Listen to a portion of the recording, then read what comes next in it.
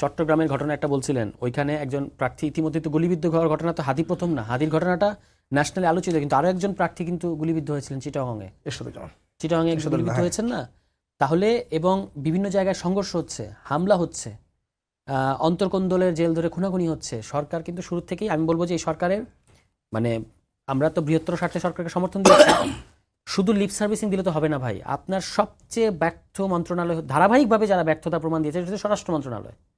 গতকালকেও আপনার হাদির যিনি ইতিমধ্যে আক্রান্ত তার পক্ষে একটা মানববন্ধন করেছে উত্তরায়, আরও দুজন জুলাই যোদ্ধা, জুলাই রেবল নামে একটা সংগঠনের, বাড়ি ফেরার পথে তাদেরকে উত্তরায় কোপানো হয়েছে। এই হচ্ছে পরিস্থিতি। স্বরাষ্ট্র মন্ত্রণালয় হচ্ছে আমি বলবো যে সবচেয়ে ব্যর্থ মন্ত্রণালয়। আপনি এই জাহাঙ্গীর সাহেবকে দিয়ে আমি বিশ্বাস করি না যে তিনি আইন শৃঙ্খলা পরিস্থিতি ইয়ে করতে পারবেন। এটা আমি আগেও বলেছি।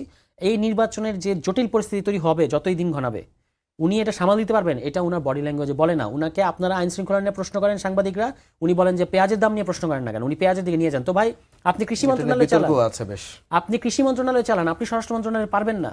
তো এই সরকার কি, আপনি উনাকে কারা সাপোর্ট করছে যে কারণে সরকার পর্যন্ত তাকে এখান থেকে রিপ্লেস করতে পারছে না? এই প্রশ্নগুলো আসবে না?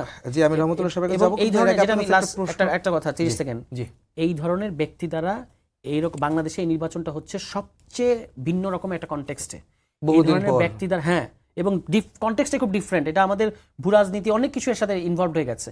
এই রকম সময়ে একজন শক্তপোক্ত লোক, কমিটেড লোক এবং জুলাইপন্থী লোককে আসলে স্বরাষ্ট্রমন্ত্রী বানাতে হবে, স্বরাষ্ট্র উপদেষ্টা বানাতে হবে। এই জাহাঙ্গীর সাহেবকে দিয়ে আসলে এটা হবে না।